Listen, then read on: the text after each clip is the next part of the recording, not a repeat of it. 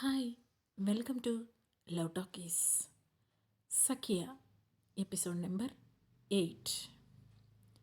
Cab fair ఇవ్వడానికి కూడా నందుని డబ్బు అడగాల్సి రావడంతో లోపలే బాధపడింది స్నిగ్ధ. అయినా సైలెంట్గా మనీ తీసుకొని బయటికి వచ్చి క్యాబ్ తీసుకొని తన తల్లి దగ్గరికి వెళ్ళేటప్పటికీ ఆమె కోసమే ఇంటి బయట వెయిట్ చేస్తుంది రేవతి. సారీ మమ్మీ, లేట్ అయిపోయింది, రా వెళ్దాం అని డోర్ తీసింది స్నిగ్ధ. ఒక నిమిషం ఆగు అంటే లోపలికి వెళ్ళి తాళం వేసి ఇద్దరికి టిఫిన్ కూడా ప్యాక్ చేసుకొని తీసుకువచ్చింది రేవతి. ఇద్దరూ కలిసి గుడికి వెళ్ళేటప్పటికీ నందు ఇచ్చిన మనీ దాటి మరీ ఆమె క్యాబ్ ఫేర్ ఎక్కువయ్యింది. దాంతో ఏం చెయ్యాలో తెలియక లోపల ఇబ్బంది పడుతూ అమ్మని అడిగితే ఎంత చండాలంగా ఉంటుంది అనుకుంటూ చేతులు నలుముకుంటూ కూర్చుంది. ఇంతలో కార్ గుడి దగ్గర ఆగడంతో దిగి వెంటనే క్యాబ్ డ్రైవర్కి మనీ ఇచ్చింది రేవతి. నేనిస్తానమ్మా అంది స్నిగ్ధ. అక్కర్లేదు, నా దగ్గరున్నాయి కదా, లేనప్పుడు నువ్వే ఇద్దులే అని నవ్వింది రేవతి. గుడిలో దర్శనం చేసుకొని బయట మెట్ల దగ్గర కూర్చొని స్నిగ్ధ చేతుల్ని తన చేతుల్లోకి తీసుకున్న రేవతి, ఏం జరుగుతుంది కన్నా నీ లైఫ్లో అని సున్నితంగా అడిగింది. ఏమైంది మమ్మీ, ఏం కాలేదే అని కంగారుగా చెప్పింది స్నిగ్ధ. పర్వాలేదు, నేను నీ తల్లిని, నా దగ్గర చెప్పుకుంటే చులకనైపోవు కానీ చెప్పు, ఎందుకు నీ హెల్త్ పట్ల, చదువు పట్ల, కెరీర్ పట్ల ఇంత నిర్లక్ష్యం వచ్చింది నీకు అని ప్రేమగా అడిగింది రేవతి. ఆ ప్రశ్నకు కూడా స్నిగ్ధ ఆన్సర్ చేయకపోవడంతో రేవతి మళ్ళీ మాట్లాడుతూ, స్నిగ్ధ, అయినో అల్లుడు బాగా సంపాదిస్తున్నారు, నీకు డబ్బు అవసరం ఉండకపోవచ్చు, కానీ నీ ఫైనాన్షియల్ ఇండిపెండెన్స్ ఏది కన్నా? ఎంబీబీఎస్ సీట్ కోసం ఎంత ఫైట్ చేశావు, పీజీ చేయడానికి ఎంత కష్టపడ్డావు, నీకు ఆ ప్రొఫెషన్ మీద ఉన్న ప్యాషన్ నాకు బాగా తెలుసు. చిన్న చిన్న విషయాలకు నువ్వు ఎఫెక్ట్ అవ్వవని కూడా నాకు తెలుసు, కానీ నీ ప్యాషన్ వదులుకునేంత ఏం జరిగిందో నాకు చెప్పవా? ఆ అర్హత నాకు లేదా అని మామూలుగా అడిగారు రేవతి. ఆమె అంతలా బుజ్జగించి అడగడంతో ఇక అప్పటి వరకు అదిమిపెట్టిన బాధ ఆమెలో కట్టలు తెంచుకోవడంతో తన లైఫ్లో జరిగిన ప్రతి ఇన్సిడెంట్ను తల్లితో చెప్పి బోరున ఏడ్చేసింది స్నిగ్ధ. నా లైఫ్ అస్సలు నా కంట్రోల్లో లేదమ్మా, కనీసం క్యాబ్కి కూడా తనని డబ్బులు అడుక్కోవాల్సిన పరిస్థితి అని వెక్కుతూ, నువ్వు కూడా హౌస్ వైఫే కదమ్మా, నీకు కూడా ఇలానే ఇబ్బందులున్నాయా అని అడిగింది స్నిగ్ధ. ఆ మాటకు రేవతి చిన్నగా నవ్వి, హౌస్ వైఫ్ అయినా ప్రతి ఒక్కరికి ఈ సమస్యలు ఉండవు కన్నా, మీ నాన్న మంచివారు, అర్థం చేసుకుంటారు. ప్రతి నెల జీతం సగం సగం చేసి సగం బ్యాంక్లో సేవింగ్స్కి వేస్తే సగం నా చేతిలో పెట్టేవారు. ఆ సగంలో ఇంటి ఖర్చులు తీసేయగా మిగిలినవి ఇద్దరం చెరుసగం తీసుకునేవాళ్ళం. ఇది నా కష్టం, నీకెందుకు ఇవ్వాలి అని ఆయన ఎప్పుడూ అడగలేదు. నా భర్త సొమ్ము నేనెందుకు తినాలి అని నేనెప్పుడూ అనుకోలేదు. కాబట్టే మా కాపురం సాఫీగా సాగింది. కానీ ఇక్కడ మీ మధ్య వచ్చినవి ఆర్థికపరమైన గొడవలు కావు, వీటిని ఈగో క్లాషెస్ అంటారు. పెళ్ళాం డబ్బు మీద బతకడం కోసం భర్తకు అహంకారం, తనను తక్కువ చేసిందనే పొగరు ఇప్పుడు నీ మీద చూపిస్తున్నాడు. నువ్వు కూడా తనతో అలా కోపంగా కాకుండా మంచిగా కూర్చోబెట్టి చెబితే వినేవాడేమో కన్నా. ఎవరి ప్రేమైనా అందులో అహంకారం రానంతవరకే. నిన్నేదో ఉద్ధరించేస్తున్నాను అనే ఫీలింగ్ తనకున్నప్పుడు ఆ కాపురం బాగుపడదు. కానీ నువ్విలా తన కోసమే పిచ్చిదానిని ఆలోచిస్తూ నీ చదువు, ఆరోగ్యం, కెరీర్ పాడు చేసుకోవడం నాకు ఇష్టం లేదు. భర్త అంటే ప్రతి భార్యకి ప్రేమే ఉంటుంది కన్నా, కానీ అది నిన్ను దాటి ఉండకూడదు.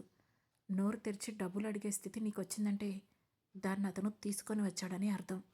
సో వీటన్నిటి వల్ల నువ్వు ఎఫెక్ట్ అవుతున్నావు. ఇవన్నీ ఇక్కడితో ఆపేసి నీ మా నాన్న నువ్వు ముందుకు వెళ్ళు, అంతేగాని ఎటూ వెళ్లకుండా ఇలాగే ఒక ఉన్న చోట నిలబడిపోవడం కరెక్ట్ కాదు అని అన్నారు రేవతి. ఇంతలో సరిగ్గా చెప్పారండి అంటూ వెనక నుండి గొంతు వినిపించగానే తల తిప్పి చూశారిద్దరు. అక్కడే చెట్టుకు ఆనుకొని నుంచొని కనిపించాడు శార్దుల్. అతన్ని చూడగానే ఒక క్షణం ఆశ్చర్యపోయి అంతలోనే ఇబ్బందిగా హాయ్ అని చిన్నగా నవ్వింది స్నిగ్ధ. హాయ్ ఆంటీ అంటూ రేవతిని కూడా పలకరించాడు శార్దుల్. హాయ్ శార్దుల్, నువ్వేంటిక్కడ నవ్వుతూ అడిగింది రేవతి. వీకెండ్ కదా, కాస్త దేవుణ్ణి పలకరించి వెళ్దామని వచ్చాను, కానీ ఇక్కడికి వస్తే ఇదిగో మా స్నిగ్ధ దర్శనమైంది అని నవ్వుతూ అన్నాడు శార్దుల్. ఓ, కరెక్ట్ టైంకి వచ్చావు. నువ్వైనా చెప్పు మీ ఫ్రెండ్కి, అసలు తనేం చేస్తుందో తనకైనా అర్థమవుతుందో లేదో తెలియడం లేదు అని అంది రేవతి. నిజమే ఆంటీ, తను ఇప్పుడున్న స్టేజ్లో తనకి ఏం అర్థం కావడం లేదు, పిచ్చిదానిలా బిహేవ్ చేస్తుంది అని నిష్ఠూరంగా అన్నాడు శార్దుల్. అదేం లేదు శార్దుల్, నేను బాగున్నాను పెదవులపై నవ్వును తెచ్చుకుంటూ అంది స్నిగ్ధ. ఎంత బాగున్నావో కనిపిస్తూనే ఉంది. అయినా ఇదంతా ఎవరి కోసం స్నిగ్ధ? నీ భర్త కోసమే. ఒకవేళ అదే అయితే అంతే ప్రేమ నీ భర్తకు కూడా ఉండాలి కదా అతను నీ గురించి కూడా ఆలోచించాలి కదా అని అన్నాడు శార్దూల్. అలా మాట్లాడకు, నందుకు నేనంటే చాలా ఇష్టం శార్దూల్ అని చెప్పింది స్నిగ్ధ. షడప్, బుద్ధి లేని దానిలా ప్రవర్తించకు స్నిగ్ధ. మన స్వేచ్ఛను హరిస్తే దాన్ని ప్రేమ అని ఎవరూ అనరు, పైశాచికత్వం అంటారు. మీ ఆయన చేసిన ప్రతి పనిని సమర్థించడమో లేదంటే ప్రేమంటే ఇంతే, లవ్ ఈజ్ పెయిన్ అంటూ కబుర్లు చెప్పడమో కాదు. Wake up, stand for your life. నీకేది మంచిదనిపిస్తే అది చెయ్యి, వాళ్ళు వీళ్ళు ఉంటారని అంటారని కాకుండా అని అన్నాడు శార్దుల్. అలా ఏం లేదు, తనకు తెలియకుండానే నన్ను బాధ పెడుతున్నాడు తప్ప తెలిస్తే అస్సలు అలా చేయడు అంది స్నిగ్ధ. మరింకేం, అదైతే ఇంకా మంచిది కదా. ఇప్పుడే వెళ్ళి మీ ఆయనతో మాట్లాడు, మళ్ళీ జాబ్లో జాయిన్ అవ్వు. నీకు కూడా కొంచెం చేంజ్ ఉంటుంది. నిన్ను ఇంత డిప్రెస్డ్గా చూడలేకపోతున్నాం అని అన్నాడు శార్దుల్. సరే అన్నట్లు తలూపింది స్నిగ్ధ. గుడ్. ఇంతకీ ఏమైనా తిన్నావా లేదా? అయినా లైట్గా బోండాలా అవుతున్నావు. కాస్త ఫిజికల్ హెల్త్ మీద మెంటల్ హెల్త్ మీద కూడా శ్రద్ధ పెట్టుకో అని సీరియస్గా చెప్పాడు శార్దుల్. అని తలూపింది స్నిగ్ధ. ఆ తర్వాత ముగ్గురు కాసేపు మాట్లాడుకున్నాక ఇంటికి వెళ్ళిపోయారు. రిటర్న్లో శార్దుల్ డ్రాప్ చేయడంతో నందు ఇచ్చిన డబ్బులు అవసరం పడలేదు ఆమెకు. వాటిని హాల్లోనే పెట్టేసి శారీ మార్చుకొని గదిలో కూర్చుంది. మీటింగ్ నుండి వచ్చిన నందు ఎదురుగా ఉన్న రూమ్లో ఉన్న స్నిగ్ధ వైపు చూస్తూనే సోఫాలో కూర్చున్నాడు. పక్కనే స్నిగ్ధ ఫోన్ ఛార్జింగ్లో ఉండడంతో తన ఫోన్ తీసి నందు ఫోన్ పెట్టుకోబోతుంటే అతని ఫింగర్ తగిలి అన్లాక్ అయింది ఫోన్. వాళ్ల పెళ్ళైన కొత్తలో అలా పెట్టిందేమో. అతని ఫింగర్కి కూడా అన్లాక్ పర్మిషన్ ఇచ్చింది స్నిగ్ధ. సరిగ్గా అప్పుడే ఆమె ఫోన్ స్క్రీన్పై శార్దుల్ నుండి మెసేజెస్ ఉండడంతో వద్దు అనుకుంటున్నా కూడా అతని చేతులు ఆ మెసేజెస్ మీదకు వెళ్ళిపోయి ఓపెన్ చేసేశాయి. నీ వాటర్ బాటిల్ నా కారులోనే వదిలేశావు. బాగా ఆలోచనలు ఎక్కువైనాయి నీకు. Don't worry and stay strong. I'm always there for you అని కనిపించిన ఆ మెసేజ్ చూసి పిచ్చి కోపం వచ్చేసింది నందుకి. వెంటనే అతను కంట్రోల్ తప్పాడు. సడన్గా లేచి ఎదురుగా ఉన్న రూమ్లో ఉన్న స్నిగ్ధ దగ్గరకు వెళ్ళి ఆమె జబ్బ పట్టుకొని పైకి లేపాడు. ఆ నొప్పికి ఆమె కళ్ళు చిట్లించి చూసింది నందు వైపు. అసలు నీకేం తక్కువ చేశాను నేను? సొంత ఇల్లు, కారు, ఇంటి నిండా పని మనుషులు, కావలసినంత బంగారం, ఇంకా ఏం తక్కువ చేశాను నీకు? ఎందుకు ఇలా బజారు దానిలా ప్రవర్తిస్తున్నావు అని కోపంగా అడిగాడు నందు. నందు, ఏం మాట్లాడుతున్నావు? వదులు అని అతని చేతుల మీద కొడుతూ పిచ్చా నీకేమైనా అని కోపంగా అడిగింది స్నిగ్ధ. ఓ ఓకే ఓకే, 5 నెలల నుండి నీకు పడక సుఖం లేదు కదా, దానికోసం వాడి దగ్గరికి పోయావా? అదేదో నన్నే అడిగితే వెంటనే ఇచ్చేవాడిని కదా. ఓ, లేదంటే డాక్టర్ గారికి కొత్త రుచులు కావాల్సి వచ్చిందా అని వెటకారంగా అడిగాడు నందు. నందు ప్లీజ్ షడప్. తను నాకు అన్నయ్య లాంటివాడు. పిచ్చి పిచ్చిగా మాట్లాడితే పళ్ళు రాలుతాయి అని కోపంగా చెప్పింది స్నిగ్ధ. అన్నయ్యనా? అయితే ఆ మెసేజ్ ఏంటి? ఆల్వేస్ దేర్ ఫర్ యూనా అంటే దాని అర్థం ఏంటో మరి అని వెటకారంగా అడిగాడు నందు. అందులో అంత తప్పేముందో నాకైతే కనిపించడం లేదు అని విసుగ్గా చెప్పింది స్నిగ్ధ. ఎందుకు కనిపిస్తుంది? వాడితో కులుకుతున్నావు కదా, ఇంకేం కనిపించదులే అని వెటకారంగా అంటూ ఉండగానే స్నిగ్ధ కోపంగా అతన్ని అడ్డుకుంటూ ఐ సెడ్ ఇట్స్ ఇనఫ్. నీకోసం ఇప్పటికే నా ఆత్మాభిమానాన్ని చంపుకున్నాను. ఇంకా ఇంకా నా క్యారెక్టర్ని బ్యాట్ చేస్తే చంపేస్తాను అని కళ్ళెర చేసి చెప్పింది స్నిగ్ధ. నేనేం బ్యాట్ చేయట్లేదు, నువ్వు చేసిందే కదా చెబుతున్నాను. అయినా నాకు కూడా నీలాగే 5 నెలల నుండి శరీరం వేడిగానే ఉంది. నేను కూడా నీలాగే పరాయి వాళ్ళ దగ్గరికి వెళ్తే నువ్వు ఇలాగే మాట్లాడతావా? పోన్లే, నిన్ను ఇబ్బంది పెట్టడం ఎందుకని ఆగాను, కానీ నాకేమీ చేతకాదు అని ఆమెను దగ్గరగా లాగాడు నందు. నాట్ నౌ, అసలు నా మైండ్ సరిగ్గా లేదు, నా దగ్గరికి రావద్దు అని కోపంగా చెప్పింది స్నిగ్ధ. నువ్వు చెప్తే నేను ఆగిపోవాలా? అయినా ఇన్ని రోజులు నువ్వు చెప్పింది మొత్తం వినడం వల్లే ఈరోజు ఇలా ఉంది మన కాపురం అంటూనే స్నిగ్ధను మంచం మీదకి తోసేసి తన మీదకు వెళ్ళబోయాడు నందు. దాంతో వెంటనే ఒక్కసారిగా పక్కకు నెట్టి చెంప మీద అతన్ని బలంగా లాగిపెట్టి కొట్టింది స్నిగ్ధ. ఆ దెబ్బకు అతను ఏమాత్రం ఊహించకపోవడంతో బిత్తరపోయి చూశాడు నందు. అప్పుడు స్నిగ్ధ అతని వైపు అసహ్యంగా చూస్తూ, నువ్వు ఇంతకంటే దిగజారి ప్రవర్తించవు అని నేను అనుకున్న ప్రతిసారి యు ప్రూవ్ మీ రాంగ్. ఆఖరికి నీ సొంత భార్యని రేప్ చేసేంత వరకు వచ్చింది నీ అనుమాన బీజం. ఐ హేట్ యు, నన్ను ముట్టుకుంటే చంపేస్తాను అని కోపంగా చెప్పి వెంటనే తన తండ్రి రామ్మోహన్కి ఫోన్ చేసింది స్నిగ్ధ. అతను కాల్ లిఫ్ట్ చేయగానే డాడీ ఒకసారి ఇంటికి రండి అని చెప్పి మారు మాట్లాడకుండా ఫోన్ కట్ చేసి నందు వైపు సీరియస్గా చూసింది. ఏంటి నీ చూపు, బెదిరిస్తున్నావా అని తణుకు బెణుకు లేకుండా అడిగాడు నందు. ఆ మాటకు చిరాగ్గా చూస్తూ, అసలు సిగ్గుందా నీకు? మనిషివేనా నువ్వు? నువ్వేదో నన్ను కంట్రోల్ చేసి గెలుద్దామని అనుకుంటున్నావేమో, కానీ పెళ్ళాంతో పోటీపడి తన మీద గెలవాలి అనే ఆలోచన నీ బ్రెయిన్లోకి వచ్చింది చూడు, అప్పుడే నువ్వు ఓడిపోయావు. ఇప్పటి వరకు నాకు మన రిలేషన్ని బ్రతికించాలనే హోప్ ఉంది కాబట్టి ఇంతవరకు ఇలా సాగింది.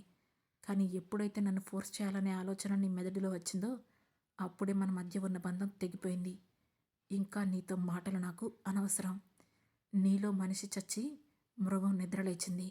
ఇక నీకు దూరంగా ఉండడమే నాకు ముఖ్యం అని కోపంగా చెప్పి నందుని వెనక్కి నెట్టి తన బ్యాగ్ సర్దుకుంది స్నిగ్ధ. ఈలోగా రామ్మోహన్ రావడంతో అతనితో కలిసి వెళ్ళిపోయింది. కూతురు ఒంటరిగా ఇంటికి రావడంతోనే సగం మ్యాటర్ అర్థమైనా ఆమెను ఏమీ ఫోర్స్ చేయకుండా సమయం వచ్చినప్పుడు తనే విషయాలన్నీ చెబుతుంది అన్నట్లు చూస్తున్నారు రామ్మోహన్ రేవతి దంపతులు. ఇంటికి వచ్చాక కొన్ని రోజులు కాస్త మొండిగానే ఉన్నా ఆ తర్వాత నెమ్మదిగా డల్ అయ్యింది స్నిగ్ధ. అప్పటికే వాళ్ళిద్దరి మధ్య జరిగిన గొడవ గురించి నందు పేరెంట్స్ ఫోన్ చేసి మరీ మాట్లాడి స్నిగ్ధ గురించి బ్యాడ్గా చెప్పడంతో ఆ గొడవ ఎంత క్లిష్టమైందో రామ్మోహన్కి అర్థమైంది. ఆ రోజు భోజనం చేసిన తర్వాత కాసేపు టీవీ చూసి పడుకుంటాను అని వెళ్ళిపోయింది స్నిగ్ధ.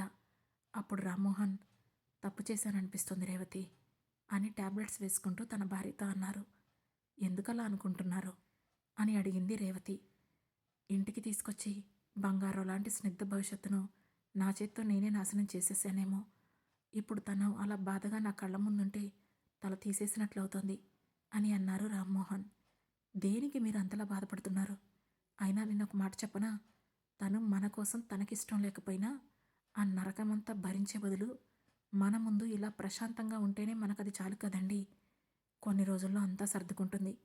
ఆ తర్వాత తనకిష్టమైతే ఇంకొక పెళ్లి చేస్తాం. వద్దు అనుకుంటే తన కాళ్ళ మీద తను నిలబడుతుంది.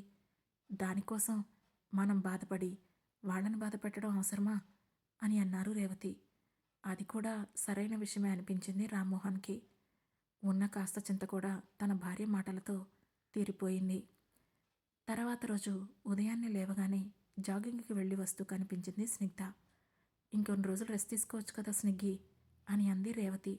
పర్వాలేదమ్మా, ఇప్పుడు నేను బాగానే ఉన్నాను అని చిన్నగా నవ్వింది. ఆ తర్వాత రామ్మోహన్ ఆఫీస్కి రెడీ అవుతుంటే అతని రూమ్ బయట నుంచొని, డాడీ నేను మీతో మాట్లాడాలి అని అడిగింది స్నిగ్ధ.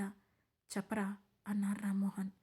అది నేను లండన్లో జీవన్ అంకుల్ వాళ్ళ హాస్పిటల్లో వర్క్కి జాయిన్ అవుదాం అనుకుంటున్నాను అని చెప్పింది స్నిగ్ధ. తప్పకుండా, ఎప్పుడు బయలుదేరుతున్నావు మరి అని సంతోషంగా అడిగాడు రామ్మోహన్. అతను వెంటనే ఒప్పుకోవడంతో కొంచెం ఆశ్చర్యపోయి, నిజంగానా? మీకు నా మీద కొంచెం కూడా కోపంగా లేదా డాడీ అని అడిగింది స్నిగ్ధ. దేనికిరా కోపం? ఈరోజుండి రేపు పోయే వాళ్ళని దృష్టిలో పెట్టుకొని నీ మీద నేనెందుకు కోపం పెంచుకుంటాను? నువ్వు ఏం చేసినా అన్నీ తెలిసే చేస్తావనే నమ్మకం నాకుంది. You know what suits you best, go for it అన్నాడు రామ్మోహన్. ష్యూర్గానా మళ్ళీ అడిగింది స్నిగ్ధ. పక్కా అని. మరి తన సంగతేంటి అని అడిగాడు రామ్మోహన్. అది అని నాంచుతూ, నేను డివోర్స్ ఇద్దామని అనుకుంటున్నాను డాడీ అని చిన్నగా చెప్పింది స్నిగ్ధ. ఆ మాటకు ఒక్క క్షణం తడబడుతూ చూశాడు రామ్మోహన్. అందుకే ఒక్క 2 ఏళ్ళు తనకి తన జ్ఞాపకాలకి దూరంగా వెళ్తాను, కాస్త నాకు కూడా ఫ్రెష్గా ఉంటుంది అని మళ్ళీ చెప్పింది స్నిగ్ధ. దాంతో రామ్మోహన్ ఒక క్షణం గాఢంగా నిట్టూర్చి సరే అన్నట్లు తలూపారు. ఆ రోజు నుండి తను లండన్ వెళ్లే పనుల్లో బిజీగా మారిపోయింది స్నిగ్ధ. ఇక మరో 2 రోజుల్లో స్నిగ్ధ లండన్ వెళ్ళడానికి ఫ్లైట్ అనగా ఆ రోజు సాయంత్రం నందు వాళ్ళ ఇంటికి వెళ్ళిన రామ్మోహన్ ఆ ఇంటి డోర్ని నాక్ చేశాడు. అప్పటికే ఆఫీస్ నుండి వచ్చేశాడేమో. సోఫాలో కూర్చున్న నందు డోర్ ఓపెన్ చేసే ఉంది అని లోపల నుండే అరిచాడు. దాంతో రామ్మోహన్ లోపలికి వెళ్ళగానే అతన్ని చూసి లేచి నుంచొని అతని వైపు చూసి నవ్వడానికి కూడా ధైర్యం సరిపోక బ్లాంక్గా చూస్తున్నాడు నందు. అతని కళ్ళలో పశ్చాత్తాపం క్లియర్గా కనిపించింది రామ్మోహన్కి. దూరమైనప్పుడే మనుషుల విలువ తెలుస్తుందేమో అనుకున్నారు మనసులో రామ్మోహన్. కూర్చోండి అంకుల్ అని మొహమాటంగా చెప్పాడు నందు. పర్లేదు, నేను మీతో కాస్త మాట్లాడడానికి వచ్చాను అని చెప్పాడు రామ్మోహన్. చెప్పమన్నట్లుగా చూశాడు నందు. చూడు బాబు, స్నిగ్ధ నా కూతురనో లేదంటే ఇంకేదో అని కాదు కానీ చిన్నప్పటి నుండి తన దగ్గర ఒక వింత అలవాటు ఉండేది. తనకి ఏదైనా నచ్చితే దానికోసం ప్రాణం పెట్టేస్తుంది. ఎంతలా అంటే తనకు చాలా ఇష్టమైన బొమ్మ నూతిలో పడిపోతే దానికోసం దూకేస్తానని ఏడ్చేస్తుంటే నేను పాలేరుని దింపించి ఆ బొమ్మను తీయించేంతవరకు ఒప్పుకోలేదు. అంత మొండన్నమాట. ఒక బొమ్మనే అంత ప్రాణంగా చూసుకున్న అమ్మాయి తను ప్రాణంగా ప్రేమించిన భర్తను ఇంకెంత ప్రేమగా చూసుకుంటుంది. అయినో మీ మధ్య చిన్న చిన్న డిస్టర్బెన్సెస్ వచ్చాయి. వాటిని సార్ట్అవుట్ చేసుకోవడం రాక ఇంకా ఇంకా పెద్ద సమస్యలకు దారి తీసుకున్నారు. బట్ రూట్ కాజ్ ఏంటి అని ఆలోచిస్తే నాకు ఒకటే తట్టింది. అది అనుమానం, అహంకారం. మొదట అనుమానం. దీనివల్లే భారతదేశంలో 50% పెళ్ళిళ్ళు కూలిపోతాయి. ప్రపంచం మొదలైంది నమ్మకం అనే బేసిస్ మీదే. పెళ్ళిళ్ళు చేసుకొని నడిచేది నమ్మకం మీదే. పెళ్ళిలో ఏం లేకపోయినా పర్లేదు, కానీ నమ్మకం, గౌరవం లేకపోతే కష్టం. నీకు స్నిగ్ధ అంటే అనుమానం లేదు. అది ఎవరో పుట్టించారు. కానీ అది నీ మనసులో నాటుకుపోయింది. అది తప్పు కాదు, మహాపాపం అని స్థిరంగా చెప్పారు రామ్మోహన్. అతను చెబుతున్న మాటలు వింటుంటే నందుకి తన తప్పులు క్లియర్గా కనిపించాయి. ఇప్పుడేదో జలసీ అని, పొసెసివ్నెస్ అని కవరంగిస్తున్నారు, కానీ నిజానికి అది ఒక మానసిక రుగ్మత. దానిని వదిలించుకోకపోతే నీ జీవితం దుర్భరం అవుతుంది. ఇక రెండోది అహంకారం. ఎవరు చెప్పారు పెళ్ళాం డబ్బుల మీద బతకడం తప్పని? నాకైతే ఎలాంటి ఇబ్బంది లేదు. హాయిగా వాళ్ళు సంపాదిస్తే ఇంట్లో ఉండి వండి పెట్టడానికి నష్టమేంటయ్యా? అదొక్కటే కాదు, ప్రతి విషయంలోనూ నీ నా అనే మాటలు. పెళ్ళికి ముందు వరకే నీ నా, పెళ్ళి తర్వాత అంతా మన. నేను ఎప్పుడైనా నీ గురించి తప్పుగా మాట్లాడితే స్నిగ్ధ నన్ను అడ్డుపడి అడుగుతూ ఉంటుంది. మరి నువ్వు అదేవిధంగా అడుగుతున్నావా? ఒకవేళ నిజంగా స్నిగ్ధ తప్పున్నా సరే అది మీ మధ్య మాటల్లో ఉండాలి, అంతేగాని నలుగురి మధ్యలో కాదు. నువ్వు అనొచ్చు, మా అమ్మా నాన్న బయట వాళ్ళు ఎలా అవుతారు అని. ఒకప్పుడు అందరూ జాయింట్ ఫ్యామిలీస్లో పెరిగేవాళ్ళు. వాళ్ళకు అవన్నీ అలవాటు ఉండేది. కానీ ఇప్పుడు మొత్తం న్యూక్లియర్ ఫ్యామిలీస్ కదా. పిల్లలకి కూడా అవన్నీ అలవాటు ఉండవు. కాస్త సున్నితంగా పెరుగుతారు. ఇప్పుడు కూడా ఆ పాత పద్ధతులు పాటిస్తామని అనుకోవడం తప్పు. కాలం మారింది, మనము మారాలి. అంతేగాని మేము ఇలానే ఉంటామని అనుకుంటే ఇలాంటి గొడవలే వస్తూ ఉంటాయి. నీకు మీ అక్కకి ఇవన్నీ అలవాటు అయి ఉండొచ్చు, కానీ స్నిగ్ధ మీ ఇంటికి కొత్త. తనకి కాస్త ఆ పద్ధతులు అలవాటు అవ్వడానికి టైం పడుతుంది కదా. నువ్వు కాస్త హెల్ప్ చేయాలి, అంతేగాని తనని ఒంటరిగా వదిలేయడం తప్పు నందు. అప్పటి వరకు వెంట వచ్చిన సీతమ్మ కూడా అగ్ని పరీక్ష తర్వాత విడిచి వెళ్ళిపోయింది. ఆడది ఎంతటి కష్టాన్నైనా సహిస్తుంది, కానీ ఆత్మాభిమానం దెబ్బతీస్తే సహించదు. ఇప్పుడు ఇవన్నీ నీకెందుకు చెబుతున్నాను అనే ఆలోచన నీకు రావచ్చు. అలాగే నువ్వు నీ తప్పు తెలుసుకున్నావని కూడా నాకు అర్థమవుతుంది. కానీ నా కూతురు ఇక నిన్ను ఒప్పుకోదు. తను ఒప్పుకున్నా నేను ఒప్పుకోను. ఒకసారి ఈ పెళ్లి చేసి తన విలువ తెలియని నీ చేతుల్లో తనని పెట్టాను. నేను మళ్ళీ ఆ తప్పు జరగనివ్వను అన్నాడు రామ్మోహన్. ఆ మాట విని షాక్ అయిన నందు, అంటే తను నన్ను మర్చిపోయిందా అంకుల్ అని నమ్మలేనట్లుగా అడిగాడు. ఆ ప్రశ్నకు నిర్లిప్తంగా నవ్వి, ప్రస్తుతానికి మర్చిపోలేదు, కానీ మర్చిపోతుంది. నా కూతురికి నేను తోడున్నాను. ఇకపోతే మరో విషయం, తను మీ అమ్మగారితో అంత కఠినంగా ఉండడానికి కారణం కూడా నువ్వే తెలుసా? మనల్ని ప్రపంచమంతా జీరోలా చూసినా సరే మన పిల్లలు మాత్రమే హీరోలా చూస్తారు. అలాంటి వాళ్ల ముందు నువ్వు చులకన పడకూడదు అని మాత్రమే ఇప్పుడే పిల్లలొద్దని, నువ్వు కెరీర్లో సెటిల్ అయ్యాక చూద్దామని మీ అమ్మగారి నోటి దురుసు ప్రవర్తనను మార్చడానికి ప్రయత్నించింది. అవన్నీ తను మంచి మనసుతో చేసినా సరే మళ్ళీ అందరూ కలిసి తన మనసుని బాధ పెట్టారు. కానీ తనకు నీ మీద ఇంకా ప్రేమ ఉంది నందు. ఎంత అంటే తన ప్రాణమైన డాక్టర్ ఉద్యోగాన్ని కూడా వదులుకునేంత. కానీ ఆ ప్రేమకు నువ్వు అర్హుడివి కాదు. అందుకే తను దూరంగా వెళ్తోంది అని చెప్పారు రామ్మోహన్. అప్పటికే నందు కళ్ళకు కమ్ముకున్న పొరలు ఒక్కొక్కడిగా తొలగిపోతూ ఉండడంతో, దూరంగా వెళ్తుందా? ఎక్కడికి? నా స్నిగ్ధ ఎక్కడికి వెళ్తుంది అని కంగారుగా అడిగాడు నందు. లండన్, రేపే ఫ్లైట్. మళ్ళీ ఈలోగా నువ్వు తన దగ్గరికి వచ్చి నీ పశ్చాత్తాప భావాలను తన ముందు చూపిస్తావేమో, అది వద్దని చెప్పడానికి వచ్చాను. పెళ్ళికి వచ్చి అక్షంతలు వేసే వాళ్ళ కోసం తలంబ్రాలు పోయించుకున్న నా కూతుర్ని ఇక నుండైనా ఇబ్బంది పెట్టకు. కాదని వచ్చి తనను మళ్ళీ ఇబ్బంది పడితే ఈసారి నేను చూస్తూ ఊరుకోను, చంపేస్తాను. డివోర్స్ పేపర్స్ పంపిస్తాను, సైన్ చేసి పంపించు అని కోపంగా చెప్పి అక్కడి నుంచి వెళ్ళిపోయారు రామ్మోహన్. అతను వెళ్ళాక కళ్ళు మూసుకొని వెనక్కి వాలాడు నందు. వెంటనే స్నిగ్ధ రూపం అతని కళ్ళ ముందు మెదిలింది. ఎంత అందంగా ఉంటుందో! అన్నీ కలిపి బ్రహ్మ శ్రద్ధతో చెక్కిన శిల్పంలా ఉంటుంది. తనతో గడిపిన ఆ క్షణాలన్నీ మధుర జ్ఞాపకాలే. కానీ అంతా బాగుంది అనుకునే టైంలో అంతా తలకిందులైంది. అయినా తన దరిద్రం దశావతారం ఎత్తితే తాను మాత్రం ఏం చేయగలడు? నిజానికి స్నిగ్ధ తన పక్కన లేకపోతే తనకు ఊపిరాడదని తను దూరం అయ్యాకే తెలిసింది. కొట్టుకుంటూనో తిట్టుకుంటూనో ఒకే దగ్గర ఉండాలి కానీ తనకి దూరంగా ఉండలేను అని తాను వెళ్ళిపోయిన రోజే ఒక నిర్ణయానికి వచ్చేశాడు నందు. కానీ మళ్ళీ తిరిగి స్నిగ్ధ దగ్గరికి వెళ్ళడానికి అతనిలో ఉన్న మేలహంకారం. అందుకేగా 3 రోజుల నుండి ఆమె ఇంటి వరకు వెళ్ళి వెనక్కి తిరిగి వచ్చేస్తున్నాడు. కానీ ఈరోజు రామ్మోహన్ రావడం వల్ల తన కళ్ళకు పట్టిన ప్రతి మబ్బు విడిపోయింది. దాంతో వెంటనే తన తల్లి లక్ష్మికి ఫోన్ చేశాడు. స్నిగ్ధ వెళ్ళిపోయిన దగ్గర నుండి నిజానికి అతను తన తల్లిదండ్రులతో మాట్లాడడమే మానేశాడు. అందుకే సడన్గా కొడుకు నుండి ఫోన్ రావడంతో ఆశ్చర్యంగా లిఫ్ట్ చేసింది లక్ష్మి. నన్నెందుకమ్మా ఇంత చెడ్డవాడిని చేశావు? పెళ్ళాం మనసు అర్థం చేసుకోలేని మూర్ఖుడుగా ఎందుకు మార్చావు అని డైరెక్ట్గా అడిగాడు నందు. నందు, ఏమంటున్నావురా అని అయోమయంగా అంది లక్ష్మి. అమ్మా, నువ్వేం మాట్లాడుకో, నేను చెప్పేది విను. నిజానికి స్నిగ్ధను పెళ్లి చూపులు చుట్టానికి వెళ్ళమని నువ్వు చెప్పినప్పుడు నాకు అస్సలు ఇష్టం లేదు. చాలా చిరాగ్గా కూడా అనిపించింది. కానీ అక్కడికి వెళ్ళాక నన్ను ఎంత కంఫర్ట్గా ఫీల్ చేసిందంటే అది నాకు అసలు పరిచయం లేని వాళ్ళ ఇల్లు అనే విషయమే గుర్తురాలేదు. ఆ తర్వాత 3 నెలలు తనతో ప్రేమ కథ ఎంత సరదాగా సాగిపోయిందో. ప్రతిరోజు తనతో ప్రేమలో పడుతూనే ఉండేవాణ్ణి. మా పెళ్ళి మొదటి 3 నెలలు నిజమైన స్వర్గం. మా ఇంట్లోనే ఉందేమో అనిపించేంత ఆనందం. అప్పుడే నా బిజినెస్ పిచ్చి, పైత్యం అన్నీ బయటికి తీశాను. అయినా కూడా తను నన్ను ఒక్క మాట అనలేదు. తన బంగారం, జీతం అన్నింటినీ ఇచ్చేసి తను నా కోసం స్టాండ్ తీసుకుంది. కానీ నేనేం చేశాను? ప్రతిసారి మీ ముందు తనను దోషిగా నిలబెట్టాను. అయినా ఒక్క మాట కూడా అనలేదు. ఎప్పుడూ నా కోసమే తన ఆలోచనలు. నేను సరిగ్గా ఉండాలి, నేను ఎదగాలి, నేను ఎవరి దగ్గర చులకనవ్వకూడదు అంటూ ఎప్పుడూ నా చుట్టూనే తన ఆలోచనలు ఉండేవి. నీకు తెలుసా, ఆ శార్దుల్ని తను నాకెప్పుడో పరిచయం చేసింది. నిజమే, నాకు కూడా తన మీద కొంచెం కోపం ఉండేది. స్నిగ్ధకి నాకంటే ముందు నుండి ఫ్రెండ్ అని. కానీ నువ్వు అక్క కలిసి తన మీద నాకు అనుమానం బీజం నాటారు. అయినా మీరు నాటిన బీజంకి నీళ్లు పోసి పెంచింది నేను. సొంత భార్య అని కూడా చూడకుండా తనని బలవంతం చేయబోయాను. అప్పటికే అతను చేసిన పనులన్నీ కళ్ళ ముందు కనిపిస్తుంటేనే అతని కళ్ళు వర్షిస్తున్నాయి. అతను చెప్పింది వినగానే నమ్మలేనట్లుగా నందు అని కోపంగా అరిచింది లక్ష్మి. నిజమమ్మా, ఇప్పటి వరకు చెప్పడానికి నాకు కూడా మొహం చెల్లలేదు. కానీ నేను చెప్పింది మొత్తం అక్షరాల నిజం అన్నాడు నందు. ఏంట్రా నువ్వు మాట్లాడేది? నమ్మలేకపోతున్నట్లుగా అడిగింది లక్ష్మి.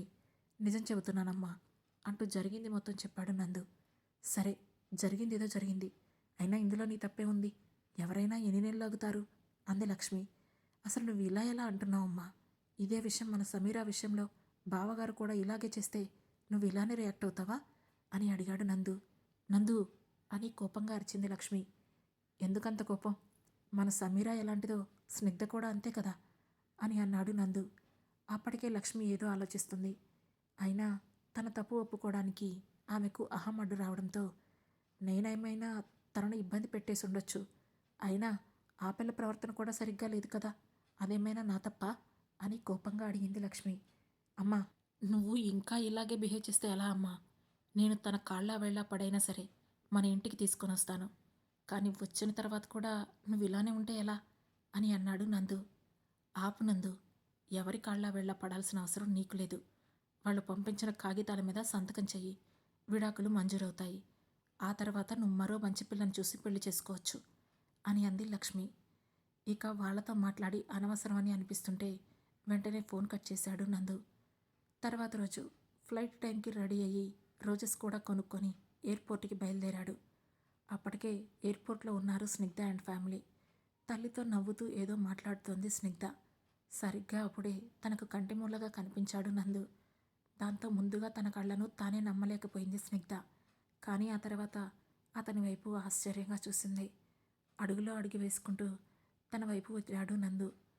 అప్పటికే తన కళ్ళలో కంగారు, బాధ సమపాళ్లలో కనిపిస్తున్నాయి అతనికి. ఇద్దరు ఎదురెదురుగా రాగానే ఒక్కసారిగా స్నిగ్ధ కాళ్ళ మీద పడిపోయాడు నందు. ఏయ్, ఏం చేస్తున్నావు? లే అని కంగారుగా అంది స్నిగ్ధ. కానీ అతను స్నిగ్ధ కాళ్ళు పట్టుకొని నువ్వు క్షమించానని చెప్తేనే వదులుతాను, లేదంటే లేదు అని అన్నాడు నందు. పిచ్చా నందు, ప్లీజ్ లే, అందరూ చూస్తున్నారు అని కంగారుగా అంది స్నిగ్ధ. నువ్వు నా సారీ యాక్సెప్ట్ చేసావా అని అడిగాడు నందు. హా బాబు, చేశానులే, లే అని అంది చుట్టూ చూస్తూ. వెంటనే లేచి నుంచొని స్నిగ్ధ చేతుల్ని గట్టిగా పట్టుకొని I'm sorry baby, sorry for everything. నా మూర్ఖత్వంతో నిన్ను చాలా ఇబ్బంది పెట్టాను. అవన్నీ మర్చిపోయి నన్ను క్షమించి నాతో ఉంటావా ప్లీజ్ అన్నాడు నందు. అప్పటికే అతని కళ్ళల్లో నీళ్లు ఆమె చేతుల మీద పడుతుంటే వాటిని తుడిచేసి, ఉంటాను, కానీ భార్యగా కాదు, ఒక ఫ్రెండ్గా అని చెప్పింది స్నిగ్ధ. అంటే సారీ చెప్పినా నన్ను క్షమించవా అని అడిగాడు నందు. ప్రతి తప్పుకి సారీ ఆన్సర్ కాదు నందు. మనిద్దరం వైఫ్ అండ్ హస్బెండ్గా బ్రతకలేం. నీతో ఉంటూ ఆ ముళ్ళలాంటి గతంతో ఇంకా ట్రావెల్ చేయలేను. ఇప్పుడేదో నీలో మార్పు వస్తే నేను కూడా సంతోషిస్తాను. కానీ ఇక నిన్ను భర్తగా యాక్సెప్ట్ చేయలేను. ఇక నుండి మనం ఫ్రెండ్స్లా ఉందాం. నీ కెరీర్లో నువ్వు చాలా బాగా సెటిల్ అవ్వాలి. అది నేను చూడాలి అని చిన్న స్మైల్తో చెప్పింది స్నిగ్ధ. ఒక్క ఛాన్స్ ఇవ్వచ్చుగా అని ఆశగా అడిగాడు నందు. ఇంతలో ఫ్లైట్ స్టార్ట్ అవుతుందని అనౌన్స్మెంట్ రావడంతో సారీ నందు అని చెప్పి అక్కడున్న అందరికీ మరొకసారి బాయ్ చెప్పేసి వెళ్ళిపోయింది స్నిగ్ధ. రాముడు కూడా చేయలేని యుద్ధగతం, హనుమంతుడు కూడా మొయ్యలేని బరువు జ్ఞాపకం అన్నింటినీ తనలోని దాస్తూ లండన్కి పయనమైంది స్నిగ్ధ. ఈ ప్రేమ ఎంత విచిత్రం కదా. ప్రేమించిన వాళ్ళని మిస్ అవుతామని క్షణం ముందు మన అహంకారం, పొగరు, ఈగో, అనుమానాలు అన్నింటినీ పక్కన పెట్టేలా చేసి వాళ్ళ విలువ మనకు తెలియజేస్తుంది. సరిగ్గా అదే వీళ్ళ విషయంలో కూడా జరిగింది. ఆ తర్వాత లండన్ వెళ్ళిన స్నిగ్ధ తనను తాను కొత్తగా పరిశోధించి తెలుసుకునే పనిలో తలమునకలైపోతే తన కెరీర్ మొత్తం సెటిల్ చేసుకొని తన స్టార్టప్ని షార్క్ ట్యాంక్ ఇండియాలో ప్రజెంట్ చేసి మంచి ఫామ్లోకి తీసుకొచ్చాడు నందు.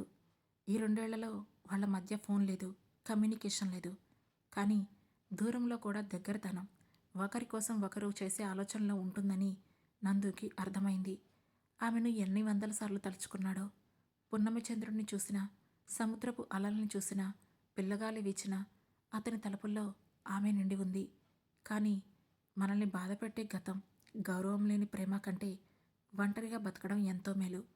మన ఆత్మాభిమానం దెబ్బతీసిన ఎవరికి రెండోసారి చేయి చేసుకునే అవకాశం ఇవ్వకపోవడమే జ్ఞానం అని అనుకున్న స్నిగ్ధ తన లైఫ్లో ముందుకు సాగుతుంది. అన్ని బంధాలు చివరిదాకా కలిసి ఉండాలని లేదు. కొన్ని ప్రయాణాలు మధ్యలోనే ఆగిపోతాయి. తప్పదు, యాక్సెప్ట్ చేయాలి. కష్టంగా ఉన్నా నడవాలి, కన్నీళ్ళొచ్చినా కదలాలి, కొత్త బంగారు లోకం సృష్టించుకోవాలి. అదే జీవితం.